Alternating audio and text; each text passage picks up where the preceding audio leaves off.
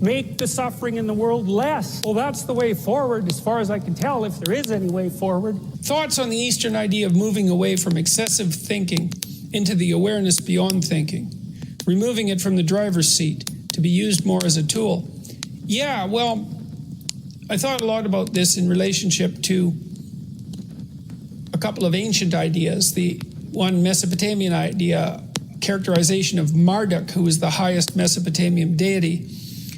It was Marduk who carved up the goddess of chaos, Tiamat, into pieces and made the world out of her pieces. So Marduk is the force that confronts chaos and builds habitable order, like the Logos in Genesis. And one of Marduk's attributes was that he had eyes all the way around his head. Then there's Horus, the Egyptian god, who's the famous eye. And Horus is really a deification of attention, I would say.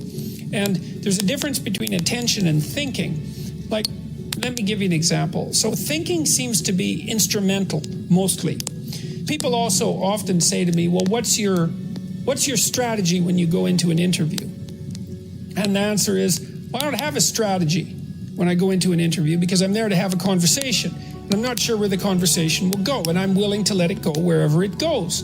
I'm not there to sell books, although I'm perfectly happy if more books sell, because obviously I wrote a book and I want people to read it, and there's a whole enterprise behind it, and so it's also my responsibility to do the marketing properly. But I'm not going to do these interviews to sell books or to promote myself, or I don't have a strategic goal in mind, except that I'm going to have a conversation and I'm going to say what I think and take the consequences, because I assume that if I say something and I believe it's true, then the consequences are as positive as they can be, regardless of how they look at the time. And that's an issue of faith, because I believe that the habitable order is generated by spoken truth.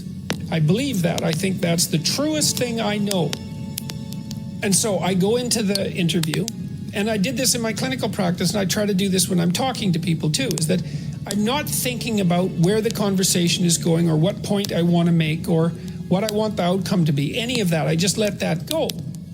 You know, it's within this broader framework of assuming that the truth is the most effective means of progressing. And then I pay attention.